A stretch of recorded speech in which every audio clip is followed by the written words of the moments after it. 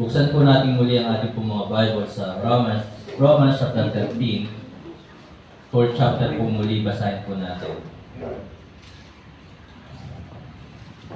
Magkaroon po tayo ng salitang pagbasa. Ako po sa verse 1, kayo po sa verse 2. Sabay-sabay po tayo sa verse 14. Romans chapter 13. Nakita na po ba sa malakas at masaya? Amen? Amen. Okay po. At verse 1. Let every soul be subject unto the higher powers, for there is no power but of God. The powers that be are ordained of God. 2 kayo po. Whosoever knows the seat of power, this is the ordinance of God. They that see shall receive the result of condemnation. For rulers are not a terror to good works, but to the evil. Wilt thou then not be afraid of the power? Do that which is good, and thou shalt have praise of the same. Verse 4. For he is the nature of God and evil for good, but if thou do that which is evil, be afraid, for he beareth not sword in vain. For he is the minister of God, and never to execute wrath upon him that doeth evil. Wherefore ye must needs be subject, not only for what, but also for conscience sake. Verse 6. For this cause to you also, wherein they are as ministers, attending continually upon this great faith. Render therefore to all their Jews tribute to whom tribute is due, custom to whom custom, fear to whom fear, honor to whom honor. Verse 8. O ye not king, that love one another, for he that loveth another hath fulfilled the law. For this, thou shalt not commit adultery, thou shalt not kill, thou shalt not steal, thou shalt not bear false witness, thou shalt not covet, and if there be any other commandment, it is briefly comprehended in this saying, namely, thou shalt love thy neighbor as thyself. Verse 10. Thou art no against his neighbor, therefore thou is fulfilling of the law. And that knowing the time, that now it is high time to awake out of sleep, for now is our salvation nearer than when we believe. Verse 12. The night is far spent, the day is at hand. Let us therefore cast off the works of darkness, and let us put on the armor of light. Let us walk honestly, as in the day, not in rioting and drunkenness, not in chambering and wantonness, not in strife and envying. Verse 14, altogether ready with. But put ye on the Lord Jesus Christ, and make not provisions for the flesh to fulfill the lust thereof. Tayo po lahat ay umuko, pumikit, tayo po ay manalangin. Ama namin Diyos sa langit, muli, salamat po sa gabing ito, na kayo po ay laging gumagabay sa amin. At kayo po ang aming Diyos na tapat at hindi po nagbabago mula noon, ngayon at bukas. Ang iyong pong pag-ibig ay dakila. Salamat na kami po ay inyong pong inibig, hindi man po kami karapat-dapat. Salamat, ikaw ang Diyos ni Moses, ni Jacob, at Diyos ni Abraham, na talagang kayo po ay Diyos na mawain at mapagmahal. Salamat sa gabing ito, na muli kami po ay nagkatipon-tipon upang patuloy na purihin ka, pasalamatan ka, alalahanin ang iyong mga kabutihan, katapatan na ginawa sa aming pong buhay. Salamat po sa inyong pong banal na salita na mahahayag po ngayong gabi, na ito po ay magbibigay sa amin ng hamon at ito po ay magbibigay sa amin ng kalakasan. Salamat po na kami inyo pong binago at kami inyo pong iniligtas. Salamat na kayo po ang siyang patuloy na nagbibigay sa amin ng mga pagpapala. Dalangin ko po sa gabing ito, itago mo po ako muli sa inyo pong likuran. At dalangin ko na ikaw siya makita, maluwalhati at maparangalan. Salamat po Ama sa mga panalangin na inyo pong dininig sa amin. Banal na Espiritu, puspusin mo po kami, gabayan. Wala po kami magagawa kung wala po kayo sa amin. Hinihingi po namin ang inyong tulong, gabay, biyaya at kapangyarihan. Dalangin ko rin po sa gabing ito ang mga nanunungkulan sa bansang ito. Gabayan mo po sila, samahan, at tulungan mo po sila na sila po ay tunay na maglingkod ng buong puso at may katapatan. Tulungan mo po sila sa kanila pong paglilingkod para sa bansang ito. Dalangin ko rin po na sila po ay maligtas. Patuloy mo pong igawad sa bansang ito ang kapayapaan. Maging ganun din po, kapayapaan sa Jerusalem na inyo pong ipagkaloob, kaligtasan po ng mga taga-Israel. Ito po ay aking samot dalangin, hinihingi namin pasasalamat sa pangalan po ng aming Panginoon Jesus. Amen. Pwede na po ba po? Sa mapagpalang gabi po sa ating lahat, mga kapatid, mga minamahal, ngayon po ay pinagdiriwang ang National Baptist Day. Kalaki na sa no? Okay? So, tayo as Baptist ay National Baptist Day. Okay? So, hindi po yung pong Nazareno. Amen po ba? Baka mamaya, meron tayong makakita mga Baptist doon na. So, National Baptist Day. At salamat. Ako po ay talaga nagpapasalamat sa Panginoon na ako po ay dinala po dito sa Baptist. Sapagkat hindi ko po talaga pinili na maging Baptist. At ako po ay talaga sinasabi ko po sa inyo na wala akong pakialam noon sa mga pangalan ng mga churches. At salamat na dito nga po sa Baptist ay aking pong nakilala ang ating Panginoon Jesus. Dito ko po tinanggap si Kristo bilang aking Panginoon at tagapagligtas. Hindi ko po sinasabi na Baptist lamang po ang ligtas. Right. Pero ang Baptist po ay ito po yung church na itinatag talaga ng ating pong Panginoon Jesus. At ang Baptist ay hindi po tayo ang nagbigay ng ating pangalan. Una ay ang Panginoon, ang ating Diyos, ang nagbigay ng pangalang Baptist. At noong panahon po ng ating Panginoon Jesus, maaaring hindi po kinikilala or walang pangalan po noon na talagang walang pangalan na binabanggit. Pero ang alam lamang po ng mga relihiyon po noon ay yung mga Pharisees, Sadducees, Scribes, Zealots, at yung mga Judaism. At nagpatuloy po yung church na tinatag ng Panginoong Jesus.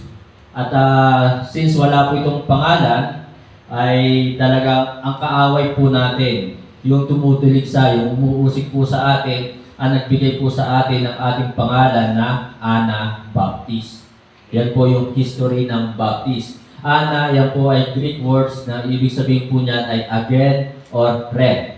So, rebaptizer. Yan po ang ibig sabihin ng Ana. Hanggang later on, yung salitang Ana ay tinanggal na po ito at naging Baptist na lamang po. Yun po yung history. Okay?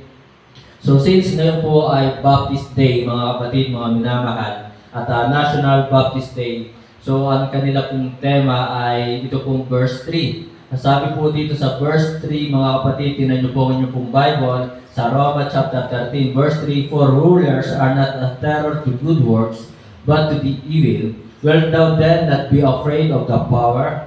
Do that which is good. Ito po yung title ng mensahe ngayon pong gabi. Do that which is good. Mga kapatid, mga minamahal, do good. Ito po talaga ang nais ng Diyos sa atin, na tayo po ay gumawa ng mabuti. Una, sapagkat the Lord our God is good. God is good All the time. So, yan po yung dahilan na kung bakit kailangan po natin gumawa ng mabuti. Amen po ba? Amen. Not to be saved. Hindi para maligtas. Amen? So, ang paggawa ng mabuti ay hindi po nakakapagligtas. Hindi ko sinasabing huwag tayong gumawa ng mabuti.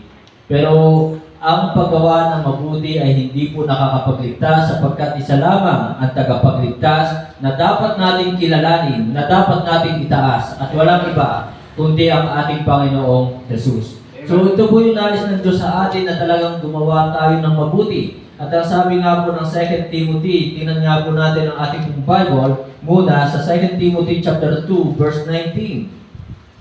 2 Timothy chapter 2 verse 19. Tingnan niyo po yung mga Bible sa 2 Timothy chapter 2. Ano yung bilin sa atin ng salita ng Diyos, ng ating Diyos? Ano ba yung pinag-uutos talaga dito? Sa 2 Timothy chapter 2, nandiyan na ba kayo? Say amen? Amen.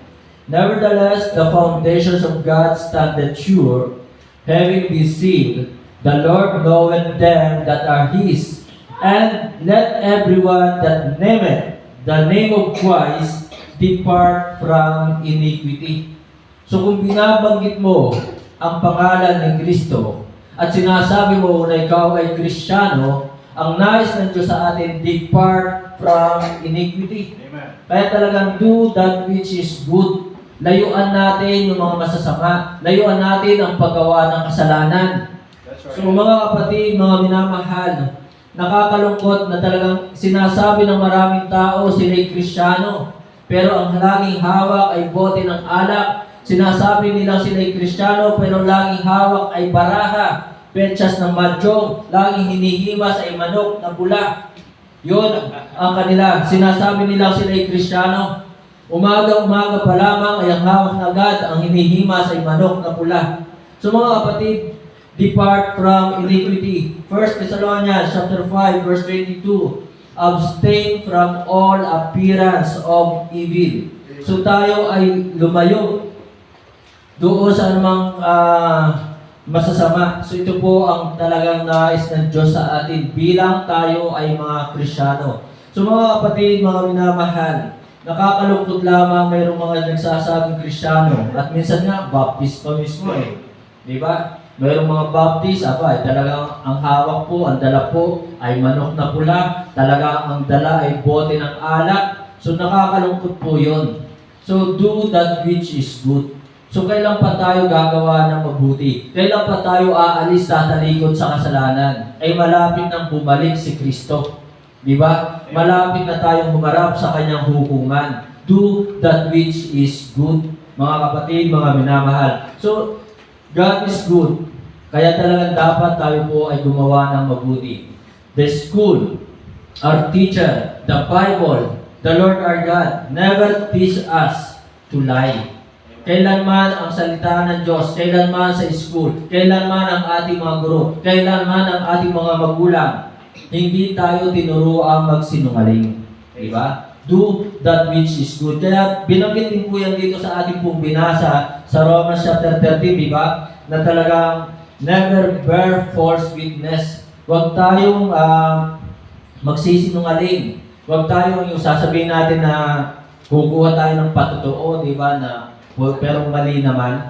So huwag tayong magdadala ng mga false witness. So yun po yun. The Bible or the Lord our God, the school, our teacher, never teach us to gamble. Tinuro ba sa school yung ikaw ay magsugal? Itinuro ba sa school na ikaw ay magsinungaling? Di ba hindi naman? Pero bakit ang tao ay talaga nagsisinungaling? Bakit ang tao ay natuto magsugal? Sapagkat tayo ay nandito sa katawang ito. We are in this sinful old nature. Nandito tayo sa katawang ito. Kung bakit talagang natuto tayong magsugal at magsinungaling. So the school of teacher, especially the Lord our God, the Bible, the Word of God, never teach us to drink. Diba? To drink wine. Hindi tayo tinuruan na uminom ng alak. Sabi nga ng Bible, sa Ephesians chapter 5, verse 18, huwag magsipaglasing ng alak. Yan ang turo ng salita ng Diyos. At maging sa school man, hindi po tayo tinuruan na mag-inom. Hindi tayo tinuruan na mag-bake. Kaya mga kapatid, mga minamahal, do that which is good. Doon sa mga hindi pa nakakatikim ng alak, ay huwag nyo nang tikman pa. Okay? Huwag nyo nang naisin pa na talagang uminom ng alak. Huwag nyo na rin naisin pang matuto na magsugal. Yung mga steal na yan, sugal po yan, sweepstakes, lotto, sugal po yan. Amen? So mga kapatid, do that which is good. So the Bible never teach us to rob. Hindi tayo tinuruan magnakaw. Di ba? Pero bakit mayroong mga magnanakaw? Yun po yun. So hindi tayo tinuruan na magbisyo. So mga kapatid, mga minamahal, ito po ang bilin sa atin. Do that which is good. So una, na talagang nais po ng Diyos, una, sabi po dito sa verse 1, let every soul be subject unto the higher powers. So una po, ang talagang mabuti para sa atin lahat, submit to God. Ito po talaga ang mabuti para sa atin at sa Diyos, na tayo ay magpasako sa ating Diyos. Submit. Let every soul be subject unto the higher powers. Sa ating Diyos kay Kristo. Sabi ng ating Panginoon Jesus sa Matthew chapter Tingnan nga po natin ang ating pong Bible sa Matthew 28 verse 18. And Jesus came and spake unto them, saying, All power is given unto me in heaven and in earth. So tayo po ay magpasakop. Ito po ang talagang mabuti para sa atin. So mga kapatid, mga minamahal, maaari sa ibang tao, mabuti yung sinusunod nila ang kanilang sarili. Maaari sa ibang tao, mabuti para sa kanila ang sinusunod ng ibang tao. Pero sa atin bilang Kristiyano at una sa lahat, kaya talaga sinasabi ng mga alagad, di ba?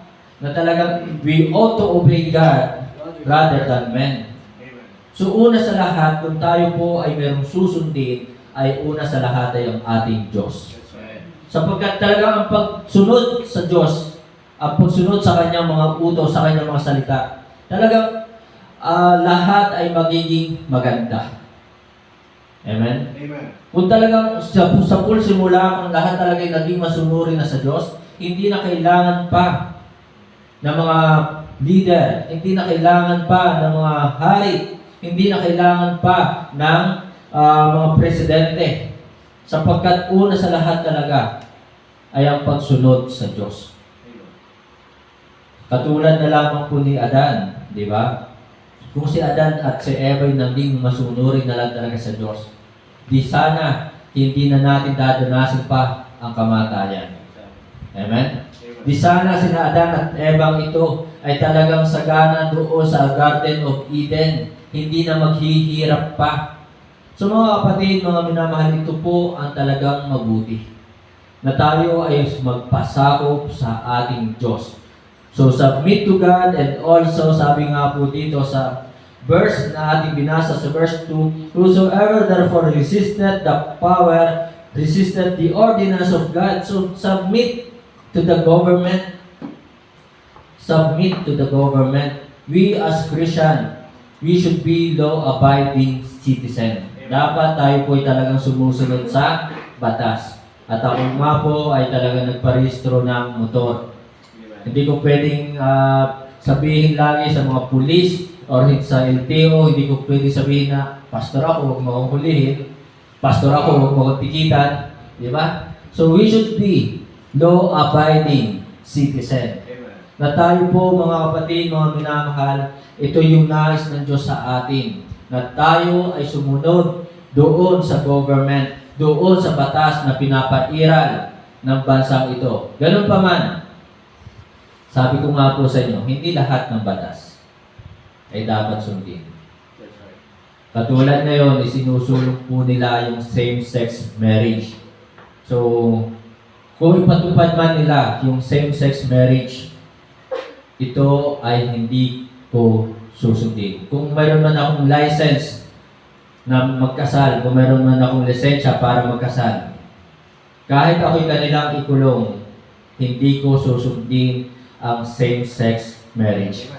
Na talagang ikakasal ko, parehong babae, that's wrong. Mali po yun. So, maaaring nakasulat po dito na tayo po'y dapat sumunod sa batas, na tayo dapat sumunod sa government, pero hindi po lahat ay dapat sundin. So, katulad din po nito, tayo bilang mga Kristiyano, maaaring legal, mabuti para sa kanila, yung magtrabaho or magnegosyo. Diba? So, legal para sa kanila yung magtinda ng alak at sigarilyo. Pastor, hindi naman ako nagiinom.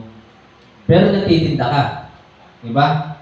Katulad lamang po yan ng halimbawa, yung driver na sinundo yung 5 lalaki, tapos inihatid sa isang bahay, nagnakaw. Hindi nga siya nagnakaw. Diba? Pero, sinamahan niya mga ito para magnakaw at inihatid pauwi. So, hindi nga siya nagnakaw, pero anong tawag doon? Partner in crime. Diba? So, kung ikaw ay hindi ka nga nagyoyosi, hindi ka nga nagiinom, pero meron kang tindang alak at sigarilyo, meron kang tindang baraha, petsas ng mahjong, diba? So, ang tawag sa iyo, partner in crime. So, kasalanan pa rin po yun. Kaya mga kapatid, mga minamahal, sinasabi ko, hindi lahat ng legal ay dapat sundin. We ought to obey God rather than men. Maganda ang bansang ito. Tunay na talagang sasagana ang bansang ito kung dito sa bansang ito ay talagang pairalin na talagang yung walang sugal, walang alak, walang sigarilyo. Talaga mahaba ang buhay ng mga Pinoy. Hahaba ang buhay. At gaganda ang buhay, uunlad ang buhay kung walang mga bisyo. Kaya mga kapatid, sana ipag-pray po natin yung mga nanunungkulan sa bansang ito na talagang kilalanin nila kung ano ang kalooban ng Diyos. Na kanilang sundin kung ano talaga ang nais ng Diyos. So yun po mga kapatid, mga minamahal, submit to God. Do that which is good. Submit to God and also submit to the government official. So mga kapatid, do that which is good. Then pangalawa po mga kapatid, so ito po, ang pagsunod po sa Diyos, ito po'y magbibigay sa atin ng kapayapaan, a peaceful life. Ito po yung magiging bunga. Kaya kung tutuusin po, nung panahon naman po talaga ng nina Adan, nina Eva, wala pa yung mga government na yan, wala pa yan, yung mga institution na yan. Kung noon pa lamang sila po'y naging masunurin na sa Diyos, payapa na kanilang buhay. Diba? So ang pagsunod sa Diyos will bring us a peaceful life. Magdadala ito sa atin ng isang mapayapang buhay. Magbibigay ito sa atin. Kaya sinasabi ko po sa inyo, payapa ang buhay ko nung ako ay sumunod sa mga utos ng Diyos. Naging payapa, naging tahimik. Amen? Kaya mga kapatid, mga minamahal, huwag tayong magsasawang sumunod sa utos ng Diyos. Kaya nga minsan nagiging magulong isang bansa. Diba? Sapagkat wala sila talagang tunay na pagsunod sa kalooban ng Diyos. Kaya sabi ng salita ng Diyos, love one another. Amen? Love one another. Welcome po, Pastor Romel, the Conqueror, Manako. Yan po si Pastor Romel ng Alitagtag. And then ako hindi ako nagkakamali, ang pangalan ng kanilang church po doon sa Alitagtag, Saved by Grace. Tama po ba? Bata pa ako, hindi pa ako tumatanda. Okay? So yun po, Saved by Grace. So mga kapatid, mga minamahal, do that which is good. Talagang kung pairalin lamang ng mga tao yung pag-ibig, ay talagang magkakaroon po talaga ng mapayapang buhay, mapayapang bansa. Payapa, walang kaguluhan, walang mangyayaring gulo. Kung talagang susundin ito, kaya nga po sabi dito, sa verse, tingnan niyo po, ang inyong pong Bible, sa verse 8, sabi po dito, owe no man anything but to love one another. Yan yung utos ng Diyos. Love one another. Kung ikaw naman ay nagnanais magkaroon ng asawa, isa lang po ang mamahalin. Di ba? Wala po yung another. Wala yung third party. Love another one. Baka sabihin nyo naman, love one another. Pastor, yan na, nakasulat, love one. And then may another pa. So hindi po gano'n ang pag-interpret ng Bible. Okay? So kung ikaw ay may asawa, so isa lamang ang dapat mahalin. Para talagang tahimik ang buhay. Bakit nagkakagulo sa isang pamilya, sa isang mag-asawa? Merong third party. Diba? So yun po mga kapatid, mga minamahal, na talagang submit to God. Ito po'y magbibigay sa atin ng peaceful life, and ito po'y magbibigay sa atin ng prosperous life and a pleasant life.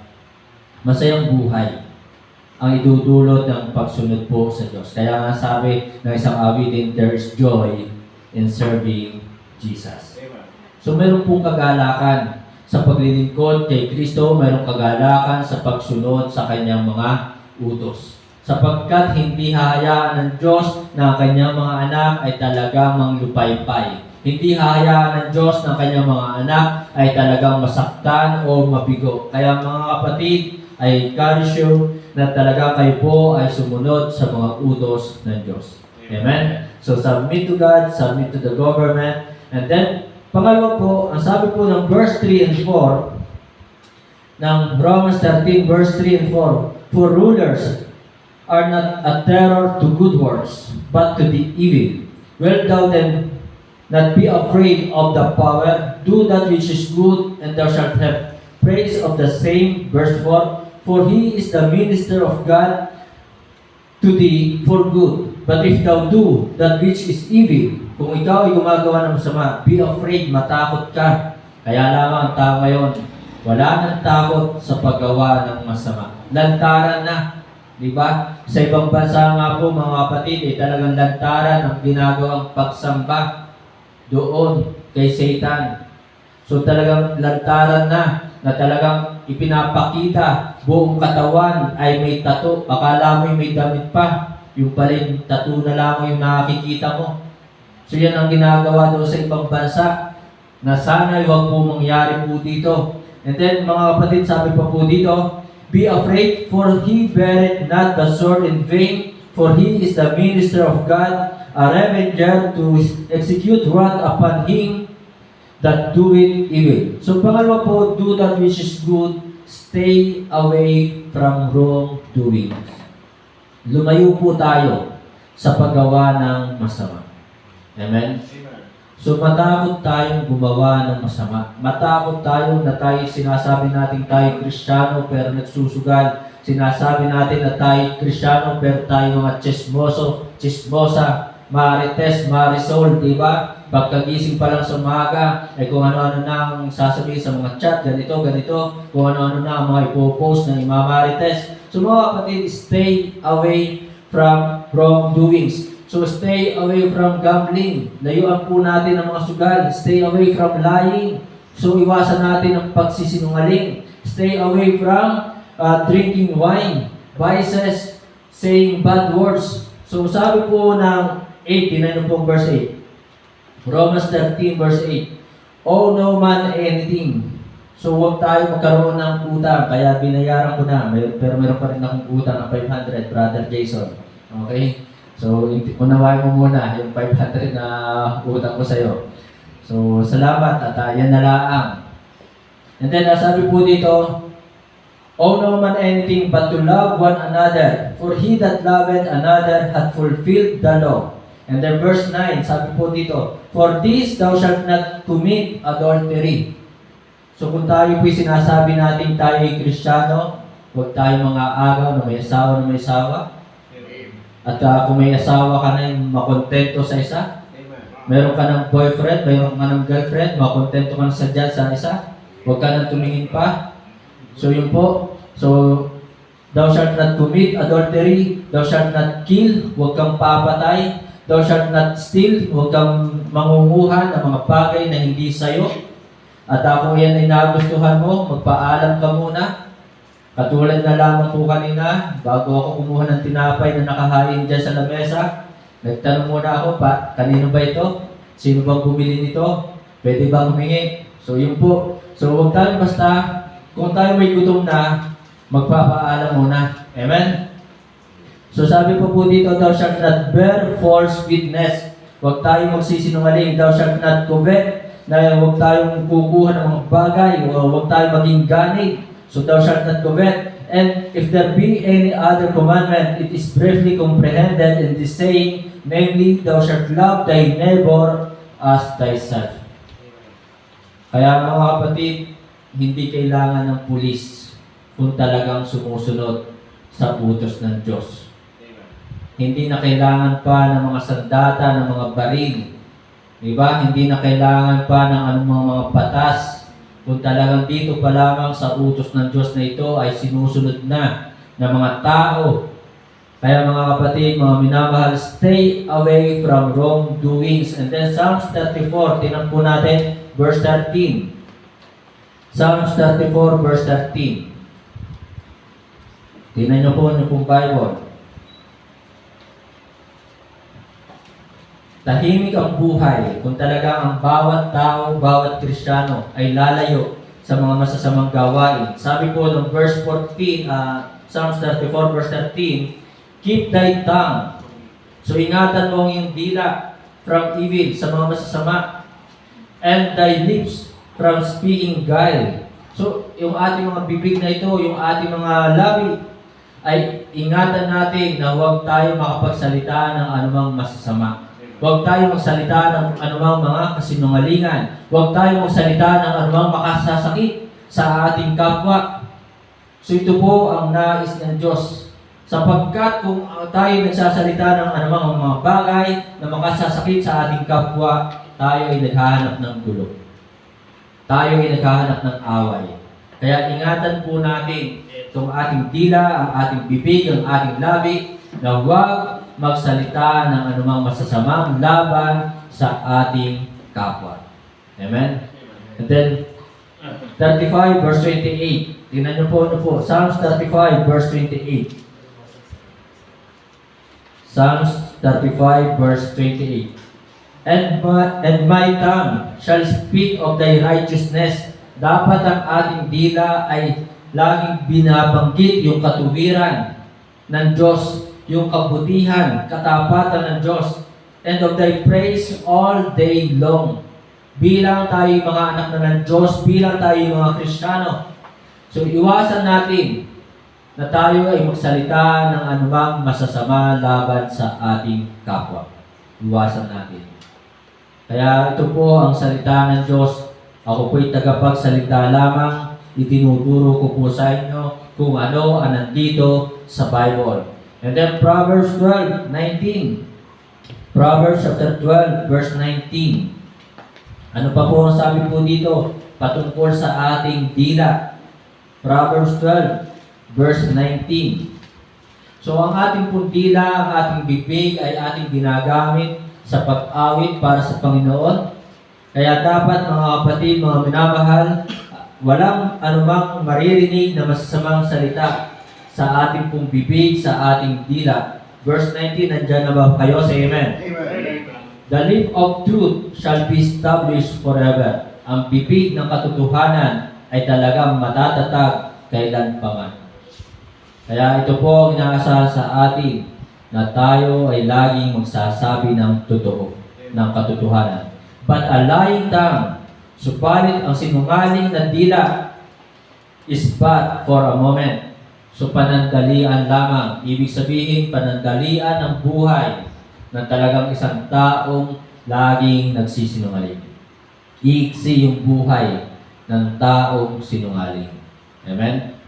But for a moment. Kaya mga kapatid, mga minamahal, ingatan. At ang sabi nga po ng James chapter 3 verse 5, tingnan po natin ang ating pong Bible sa James chapter 3 verse 5. Ang dila natin, sabi po dito, isang maliit na bahagi o parte ng ating katawan, pero ito po ay lumilikha ng sunog.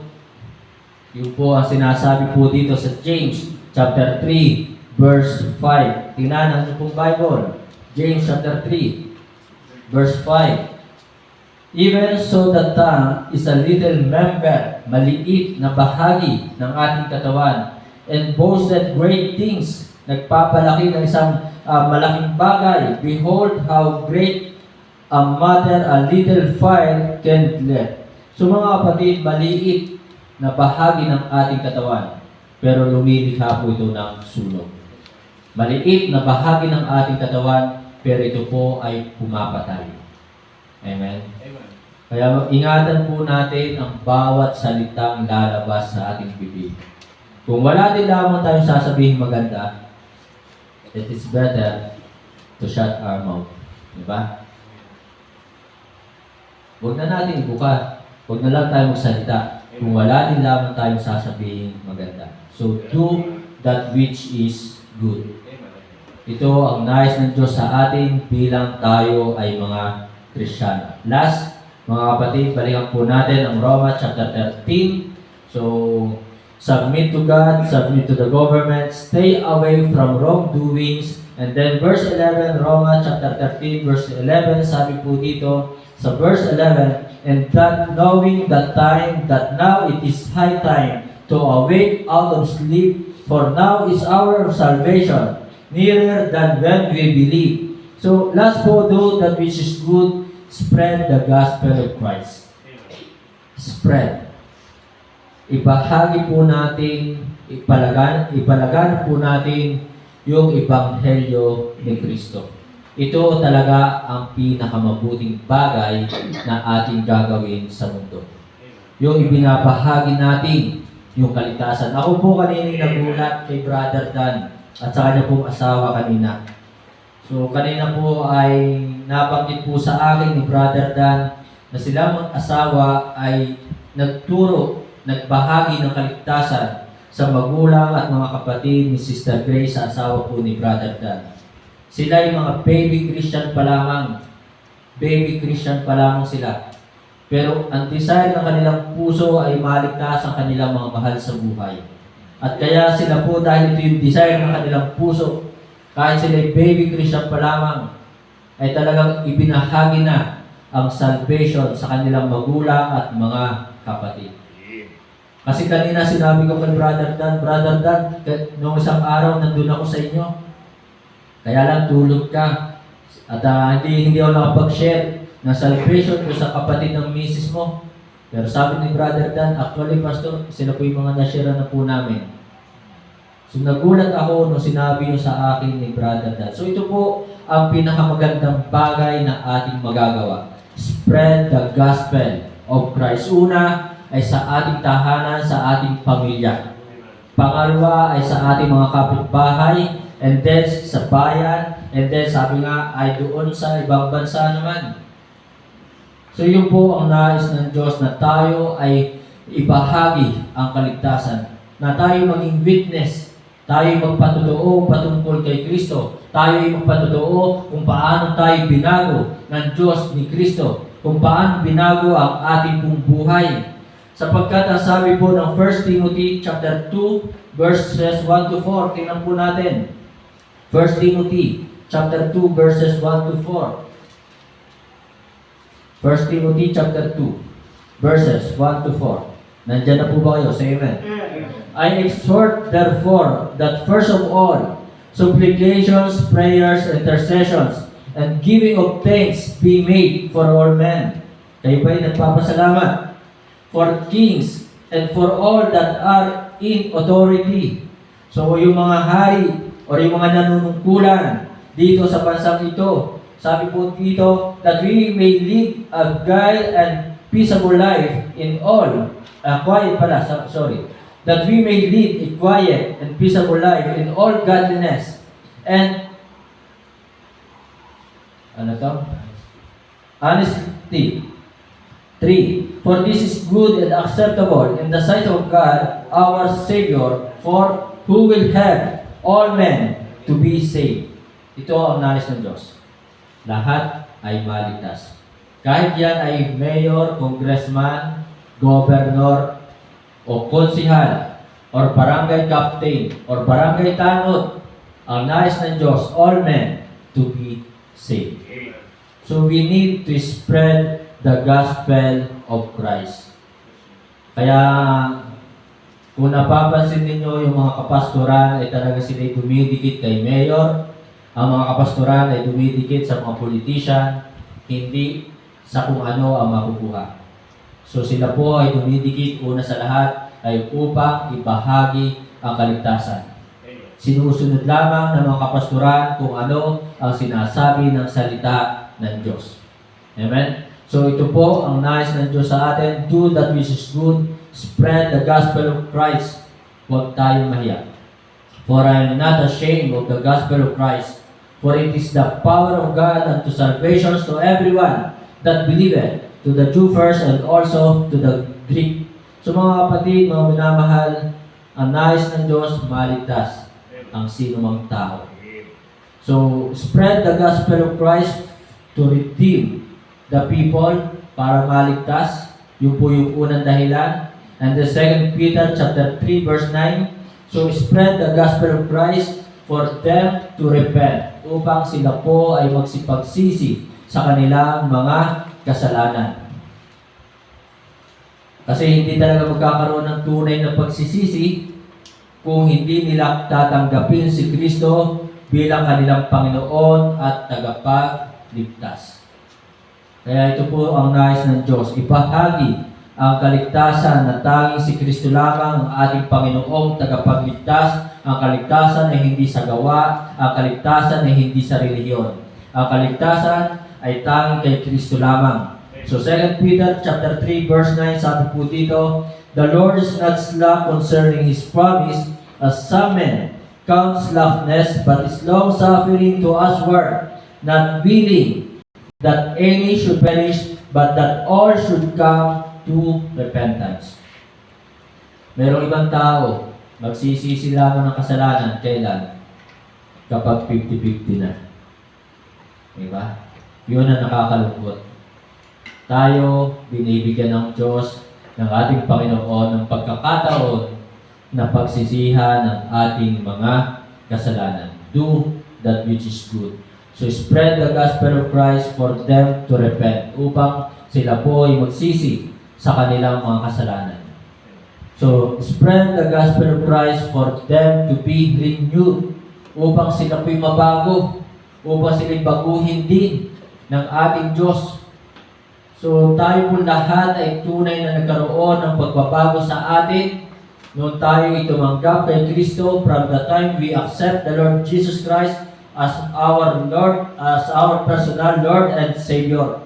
Simula nung tinanggap po natin siya bilang ating Panginoon at tagapagligtas. Brother Jason, di ba? Anong buhay ni Brother Jason dati? Magiinom, di ba? Pero nung siya po ay tumanggap kay Kristo bilang kanyang Panginoon at tagapagligtas, hindi na ngayon nagiinom. Di ba? So mga kapatid, mga minamahal, hindi magkakaroon ng tunay na pagbabago sa buhay ng isang tao hanggat hindi siya tumatanggap kay Kristo bilang kanyang Panginoon at tagapagligtas, hanggat hindi niya inaamin na talagang siya ay makasalanan. Lahat tayo ay makasalanan. Amen? Lahat tayo. Kaya talagang kung bakit kailangan natin si Kristo sa ating buhay, sapagkat tayo ay mga taong makasalanan. So spread the gospel of God. Sa pagtatapos po mga kapatid, mga minamahal, do that which is good, not to be saved, hindi para maligtas. Do good because we are saved. Gumawa tayo ng mabuti sapagkat tayo ay ligtas. Amen? Do good because we are sons of God. Tayo ay mga anak na ng Diyos ngayon. John chapter 1 verse 12, but as many as received Him, to them gave He power to become the sons of God, even to them that believe on His name. So do good because we are sons of God. Do good because we are sanctified through the blood of Jesus Christ. Tayo ay pinabanal na. Tayo ay tinubos na ng dugo ni Kristo sa lahat ng ating mga kasalanan. At lagi ko po sinasabi sa inyo, yon ang nagtulak sa akin kung bakit nagawa ko na talikuran ang anumang bisyo. So, nahiya ako sa Panginoong Hesus. Nakakahiya sa Kanya kung ako ay magpapaulit-ulit sa paggawa ng masama. Dating lasenggo, dating naninigarilyo, dating nagdroga, dating nag-beer house. Yan. Tuwang-tuwa kami dati kapag kami nandun sa beer house. Pero simula nung tinanggap ko si Kristo bilang Panginoon at tagapagligtas, so lahat po yan ay nagawang talikuran. Do good, anytime, anywhere. Hindi yung gagawa tayo ng mabuti. Bakit? May nakatingin. Ganun ba? So, anytime, anywhere, gagawa tayo ng mabuti. At all cost. At all cost. Walang hinihintay na kapalit. Ang ibang tao gumagawa ng mabuti, naghihintay ng kapalit. Do good without expecting anything. Do good even if others are not. Gumawa tayo ng mabuti kahit ginagawan tayo ng masama. Si Kristo nga, ang ating Panginoong Hesus, patuloy na gumawa ng mabuti kahit minsan tayo ay nagkakasala. Ang Panginoong Hesus, sa kabila na siya po ay pinako sa krus, ay talagang patuloy siyang gumawa ng mabuti. Father, forgive them, for they know not what they do. So walang anumang masamang salita ang lumabas sa kanyang bibig kahit siya'y nahihirapan na, kahit tumutulo, umaago sa kanyang dugo, sa kanyang buong katawan. Anong sinabi niya? Father, forgive them, for they know not what they do. Ang mga alagad ni Kristo, sina Apostol John, Apostol Pablo, Apostol Pedro, nagpatuloy sa paggawa ng mabuti. Kahit walang sweldo, di ba?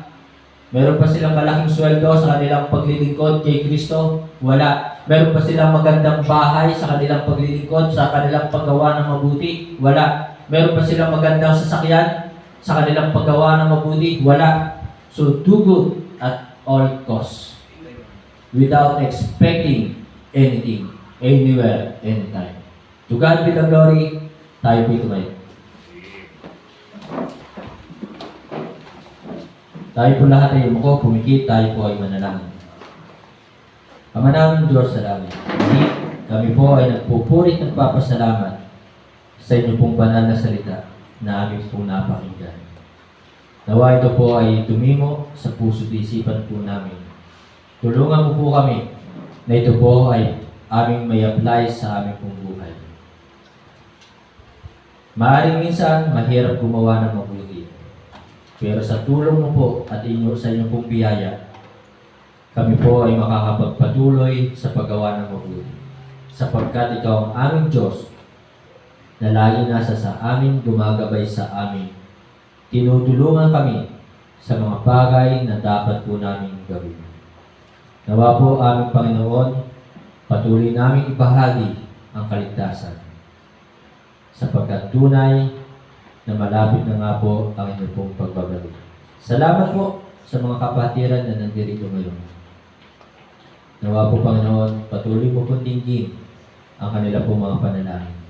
At dalangin ko po na patuloy na mangyari ang kalooban mo, hindi ang aming kagustuhan, kundi kalooban mo ang siya masunod sa mga buhay na inyo pong ipinahiram sa amin.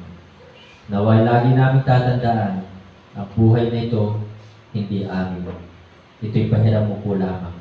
Ang katawang ito, pahiram mo lamang sa amin. Maaari kami kumakain ng sagana, pero ang aming lakas sa iyo po nagmumula. Ikaw ang tunay na nagbibigay sa amin ng kalakasan. Salamat po sa buhay ng bawat isa. Nawa ang kanilang mga mahal sa buhay, makasama din po dito tuwing araw po ng linggo at maging sa prayer meeting, makasama din po sila. Banal na Espiritu, pakapuspusin mo po kami. Samahan kami sa aming pong paglilingkod. Patuloy mo pong pagpalain ang bayan ito at ang buong bansa ng Pilipinas at dalangin ko po ang bansang Israel. Ito po ay aming dalangin sa pangalan po ng aming Panginoon Jesus. Amen. Amen.